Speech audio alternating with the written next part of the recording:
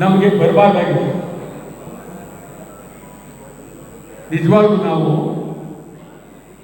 ತಮಿಳುನಾಡು ಜೊತೆಲಿ ಯುದ್ಧ ಮಾಡಬೇಕು ಅಂತ ನಮಗೇನಿಲ್ಲ. ನಾವೆಲ್ಲ ಮನುಷ್ಯರು, ಜೀವ ಮಾಡ್ತಕ್ಕಂಥವ್ರು, ಒಬ್ರಿಗೊಬ್ರು ಯುದ್ಧ ಮಾಡ್ತಕ್ಕಂಥದ್ದಲ್ಲ. ಆದರೆ ತಮಿಳುನಾಡಿನವರು ಮೊದಲಿಂದಲೂ ನಮಗೆ ತೀವ್ರವಾದಂಥ ತೊಂದರೆ ಕೊಡ್ಕೊಂಡೇ ಬಂದಿದ್ದಾರೆ. ನಾವು ತಮ್ಗೆ ಹೇಳೋದಾದರೆ 1967ರಲ್ಲಿ ನಾನು ಮೊದಲನೇ ಅಸೆಂಬ್ಲಿ ಮೆಂಬರ್. 1967 ನೀವು ಹುಟ್ಟೇ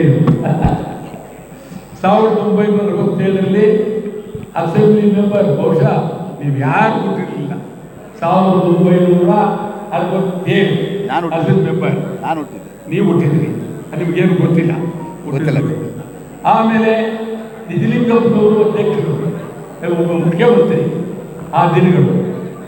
ಆವಾಗ ಕರುಣಾನಿಧಿಯವರು ಬೆಂಗಳೂರು ಬಂದು ಮಾತುಕತೆ ಆಡಿ ನಿಜಲಿಂಗಪ್ಪನವ್ರ ಜೊತೆಯಲ್ಲಿ, ವೀರೇಂದ್ರ ಪಾಟೀಲ್ ಜೊತೆಯಲ್ಲಿ, ರಾಮಕೃಷ್ಣ ಹೆಗಡೆಯವರ ಜೊತೆಯಲ್ಲಿ ಪ್ರತಿ ಸಾರಿ ಮಾತನಾಡಿ ಪ್ರೀತಿಯಿಂದ, ಅಭಿಮಾನದಿಂದ ತೀರ್ಮಾನ ತಗೊಳ್ತಾ ಇದ್ರು.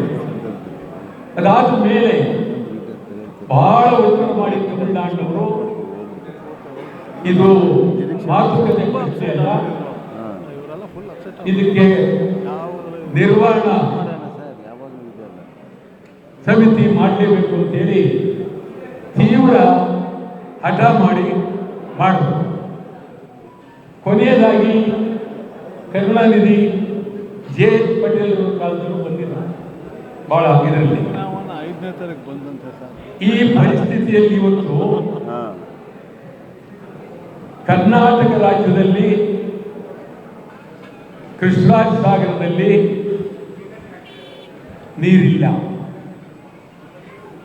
ನಮ್ಮ ರಾಜ್ಯದ ಮುಖ್ಯಮಂತ್ರಿ ಡಿ ಕೆ ಶಿವಕುಮಾರ್ ಹೇಳಿದರೆ ಖಂಡಿತ ಕುಡಿಯಲು ನೀರು ಮಾತ್ರ ಸಾಕು, ಯಾರು ಬೆಳೆಗಳಿಗೆ ನೀರು ತಗೊಳ್ಬೇಡಿ ಅಂತೇಳಿ ನಮ್ಮ ಬೆಳೆಗೆ, ನಮ್ಮ ರಾಜ್ಯದ ಬೆಳೆಗೆ, ನಮ್ಮ ರಾಜ್ಯದ ರೈತರಿಗೆ ನಮ್ಮ ಮುಖ್ಯಮಂತ್ರಿಯೇ ಹೇಳಿದ್ದಾರೆ.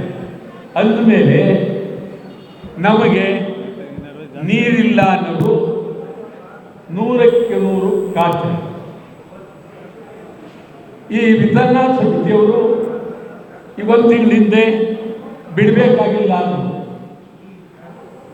ಈಗ ಒಂದು ಸಾರಿ ಹೇಳಿದ್ರು ನೀರು ಬಿಡಬೇಕು, ಒಂದು ದಿನಕ್ಕೆ 3500 ಕ್ಯೂಸೆಕ್ಸ್ ನೀರನ್ನು ಬಿಡಬೇಕು.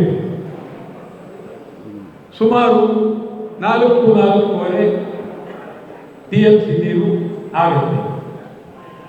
ಆಗ ನಮ್ಮ ಕೃಷ್ಣರಾಜ ಸಾಗರ ಸಂಪೂರ್ಣ ಮೈದಾನ ಆಗುತ್ತೆ.